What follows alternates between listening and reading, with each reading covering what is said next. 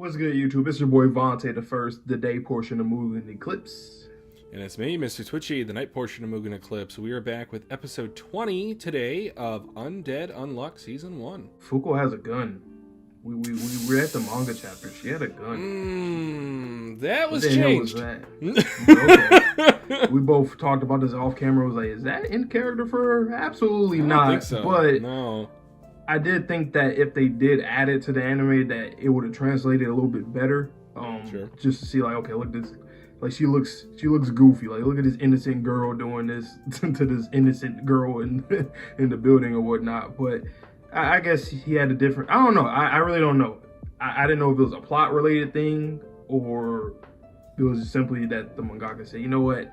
I didn't like that. Change it, David Production. I got it. Change it. Yeah, I'm curious if he was consulted on that change or not, because there are some mangaka that work very closely with the anime adaptations, Oda being one of the more primary examples. But it did not feel in line with Fuko's character, in our opinion. And the way that they did, especially the editing for that last end cap of the episode, it made it seem to us, and we apologize for being way off base, that they had erased Fuko's memories of that event, which changes the context entirely, as opposed to just the memories of everyone else of her being there being erased. We got to meet the manga lady. She's in Canada. So meet us there. So we're going to be going there. Yeah. You got anything else to say before we head into it? Nope. All right, let's get into Frieren. I said Frieren. Whoa. Undead Unluck. We're doing Frieren after. That's why, guys. My bad. Undead Unluck, episode 20. Let's get into it right about now. Whoa. Oh, we're in it! We're in it.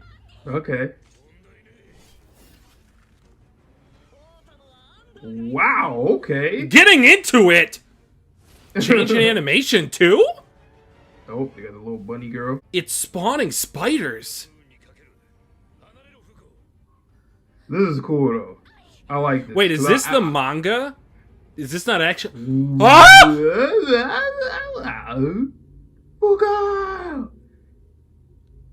maybe it is the manga. Wait, he didn't regenerate. What? Wait, who is this? Yeah. Huh. Or is that what's writing the story? Not the mangaka. Because it is the artifact that they're using, which is the pen. There's the gun. Alright, Undead Unluck recap time.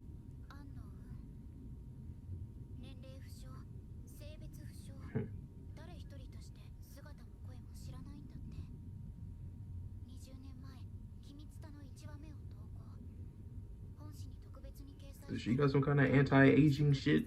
Because she doesn't look past 20 years old, and you say 20 years ago she...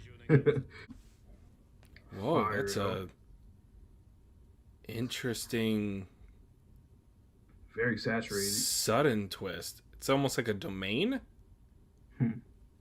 Oh yeah, this definitely was outsourced to look like. Hell yeah, I see it. Ew, they drawn so ugly. Who'd y'all get to do this? What up? Really? I never really thought about that aspect. Somebody that's wielding an artifact that might not be a negator. I definitely do want to see more of that. That'd be cool. Yes. Yes. Yes. Yes. That's what I'm talking about. Making my brain hurt thinking on myself. Yeah, that sounds about right. Wow. That's fire. Yeah. That's fire. Wow. Whoa!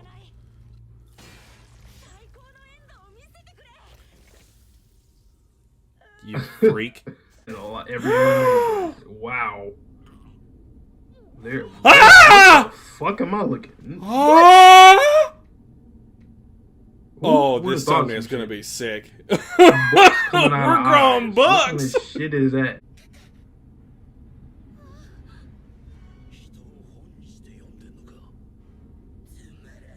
Is that the story of their lives?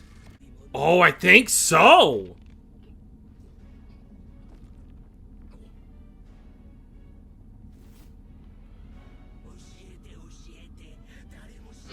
Okay, so Andy. I must say, so far this is 100% my least favorite animated episode of Undead Unluck. It's setting up some stuff, but I don't like the animation. it's different. Aside from the saturation of the fall, like I like that kind of shit, but some of the CG looks a little weird, and just the character models look like wide. Now she has a scythe? What is going on with her? Interesting. What the hell? Fuck? Who are you? What are you? What are you doing? You just get what? What? No. Nah. What? What do I do with my arms? So that's the second person that Volcano we've bullet. his ability pretty much. Volcano, but wow, yeah, damn, way better than Sai's little punk ass. What? No offense, Sai, but hey, bro, She's got a kamikaze? Out of all like series that I've seen somebody illustrate like drawing some shit and that's like their power, this is probably one of the best uses I've seen. It doesn't get held back by Exactly, common not limited. knowledge or conventions. Yeah, and that's ironic too, because all the other series I've seen it in, it's like they're limited, but your imagination and creativity should not be limited. So, I like her. I like how she's using her ability. That's dope. Whoa. That's permanent?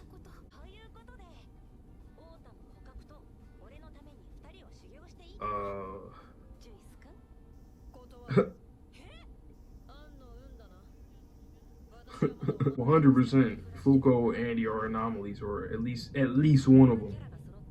Based how No, I think both of them wants them. Yeah, I do too. I'm just saying like at least, but because Jui, they are the reasons why she thinks that they can defeat God. 100%. I think so.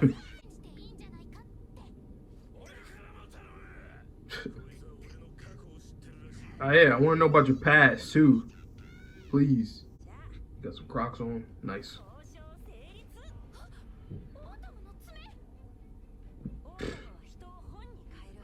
So obviously, this is leading into us getting a sneak peek into his past. Mm-hmm. But I feel like maybe Fuko's past might be even worse.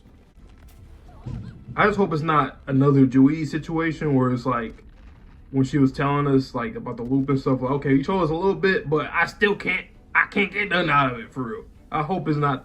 It probably will be that, but hopefully we can come up with something. God damn. Wait. What? What? Wait. Whoa. It's because it's his past. Yeah, but like shit. That's Yes. a long fucking past. Well, we do know Yes. 200 or at least 200 something years, but At still. least 200. It's not just because of the years, but it's just the fact that how much shit he's done. And I said that last week, I think, about how, like, I feel like he's done so much in his life, but it's weird that he can't remember stuff. But I also feel like he's literally experienced, aside from Victor, he himself, as Andy, has experienced a lot of different things. We've seen that he has a really high battle IQ from episode 1. He's been to all these different countries, like when we went to go get Gina, or go to her. Like, he knows a lot of shit. He talked about the mangaka in the last episode. He was talking about Tezuka, I believe. Yeah. He is interesting. He's experienced a lot. I'm going to throw out an idea and tell me what you think of it.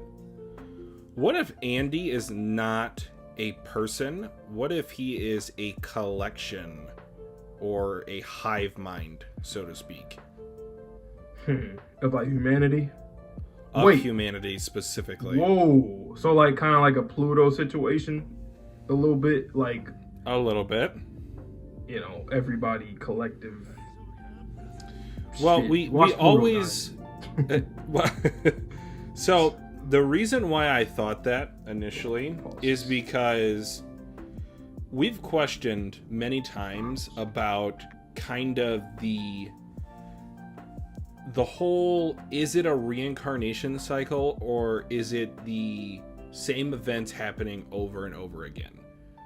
So, if you think about it, Victor is the perfect vessel to thereby bring forward all of humanity into the new world each time, via Andy, if Andy is the culmination of human intelligence. Mm-hmm. Because Victor is guaranteed a spot in the afterlife, whether or not humanity defeats God or not.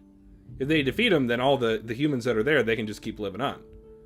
But if they fail, they always have a fail-safe in Andy to put into Victor as maybe like the chip or something. I see what you mean. That makes sense.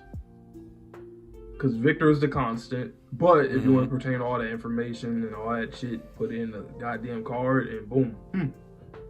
That would also somewhat explain how we see different versions or gender-flipped versions of certain characters. Because let's say that you hop onto Arc, but you have already been categorically stored via Andy and any sort of interactions he's had with you. And the memory of you is carried on to the next world. But if you go in the Arc, maybe it's, I don't know, like it flips your gender, or maybe like the version that he carries on to the next world, it gets flipped. I don't know. Just random spitball theories. Right. Because when it comes to Andy, like, the best we could come up with is that he is the card itself, like, essentially. But, like, I'm just trying to think, if he is something different, like a vessel of some sort, it's just so weird because it's backwards. It would be so much easier if Victor was somebody that was implanted inside of Andy Paul's, like a lot of shonen, characters and whatnot. Yeah. But it's the opposite. So it's like, it would be cool if it's something that we just completely just looked over. Like, oh yeah. And something that's not, that you just typically would never see. I do feel like there's some kind of glitch thing going on there. I just think since this is like a game, there has to be some kind of glitch per se type thing. Because this series so far has given us a lot of stuff that's like that. Where, I'm trying to think, there's an example that I had in my head. But basically what I'm saying is that, since this is like a simulation / game type thing, that there definitely will be a glitch in this game.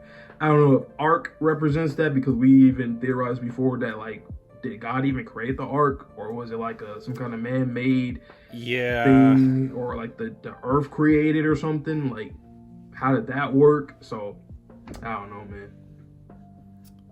And if we think about like artifacts carrying memories from past loops, how did an object get imbued with memories? So that's kind of what I'm thinking for Andy, is that a personality finally manifested.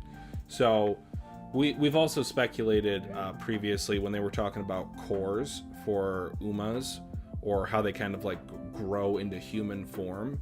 If Andy is perhaps the most advanced Uma that started off as a memory card to store all of the memories of humanity, and then he eventually became, I don't know, kind of like, I don't want to say a shell of himself, but as he was gaining consciousness, maybe because it was in Victor's body that was already an adult, that's why he didn't have any memories of a childhood.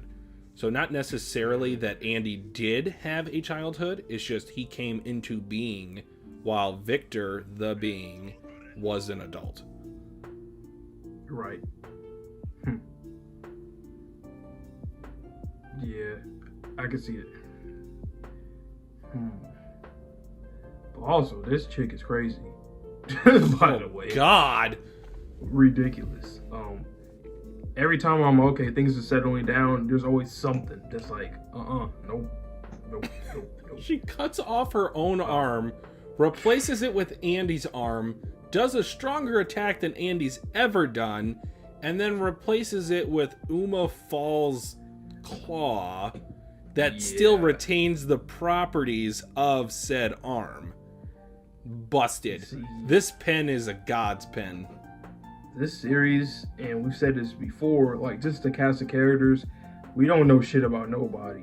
And truly, I can see why we got some comments in the past saying, "Oh, you're not gonna know about such and such until way later, volume 23 or whatever." It's like, and it seems like that's gonna be the case for everybody, which I like. That's actually pretty cool. Like, usually in series, you get a lot of revelations and whatnot and reveals throughout, and then you finally get to the end, and there's like a big fight or whatever, and then boom, the series is done.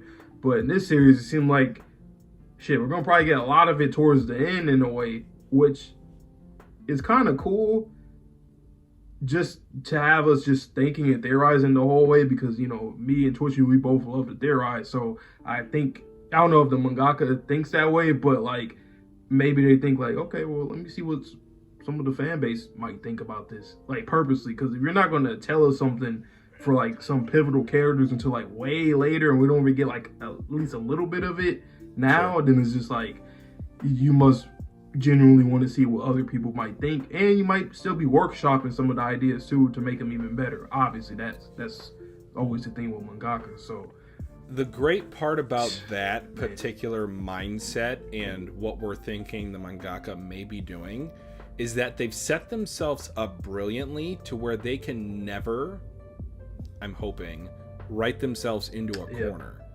Yep. Because when you have infinite loops, you can always just restart. You can play God in your own series, move up Apocalypse or whatever. Like, you can do whatever you want to do because you have limitless chances with undieable characters.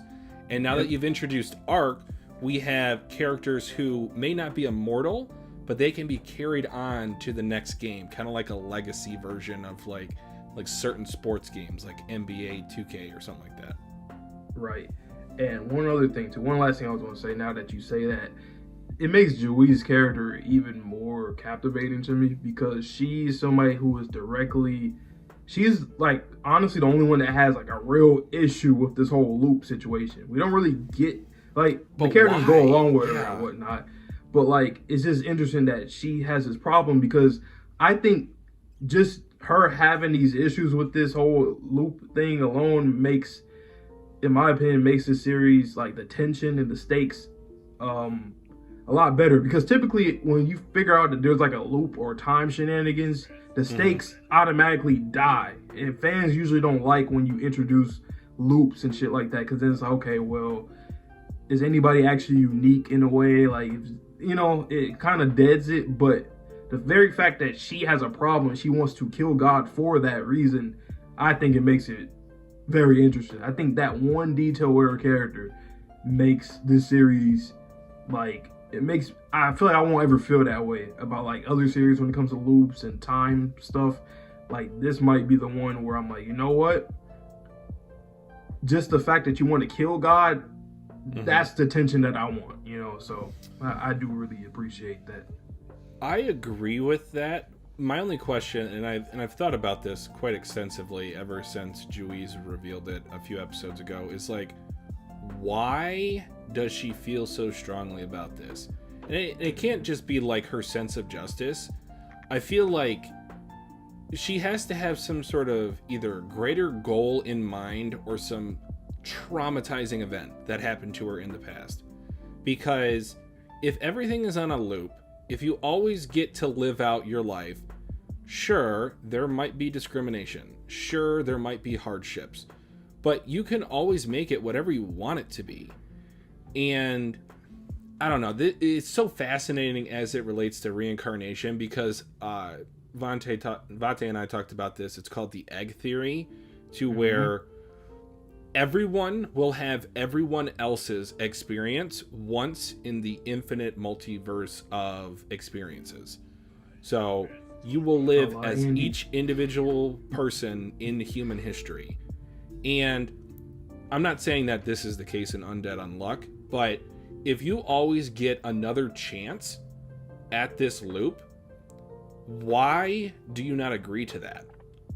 It's an infinite life in a video game. Like, you can always play the game. But, like, I think that gets to a point where it's like, when you really think about it, it's... You don't have the fact that she became aware... Yeah, but she became aware of it.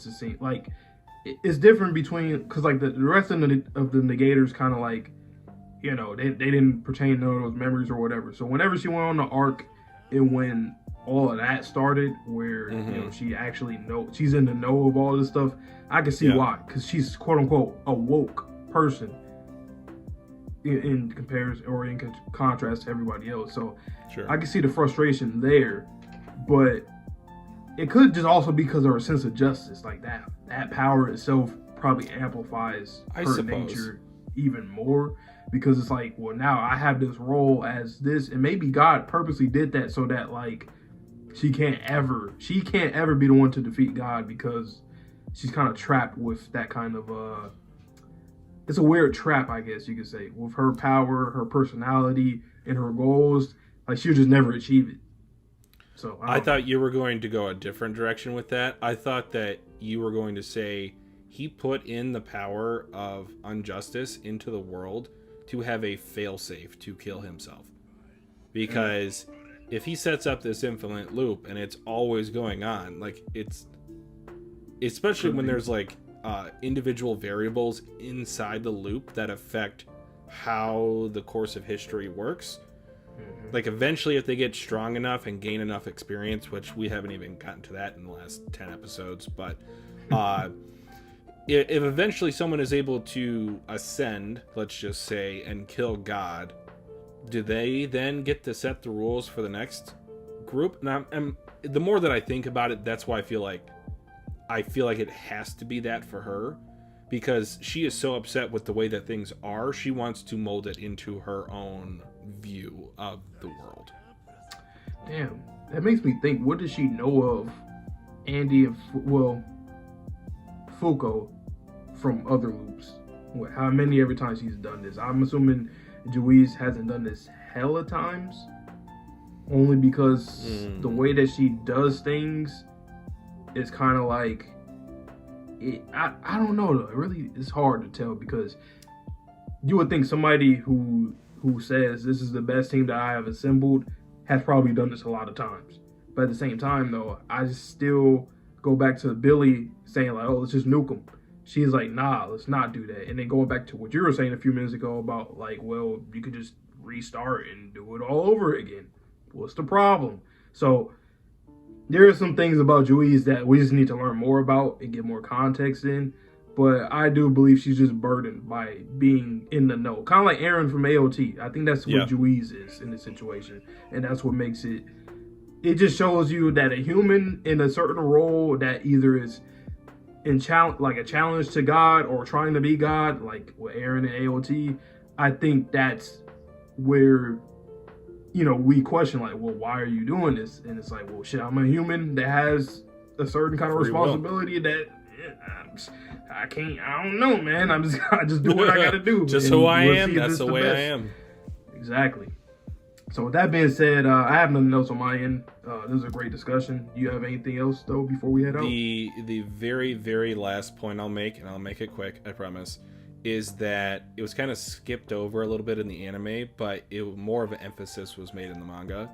Juiz specifically lost, via the Billy betrayal, a number of different artifacts. So maybe when she's saying this is the best team assembled, it's because they finally have artifacts, let's just say, created from the former worlds, that are now able to level them up, so to speak, as much as they need to kill God, because they are now in the correct hands for these negators. That's it. Right. That's a good point. Yeah, hell yeah. Them artifacts, like I said, it's the same thing what I say about if I was in Bleach. I'm learning all them ketos. All that. Keto. All the moves. If I'm in this series, I'm making sure I find me a goddamn artifact. I'm making sure I get me one. Give me that pen. I got to. Give me the pen. For real, man. Damn. Give me the boots. Give me something. Give me the spurs. I don't know. I gotta get something.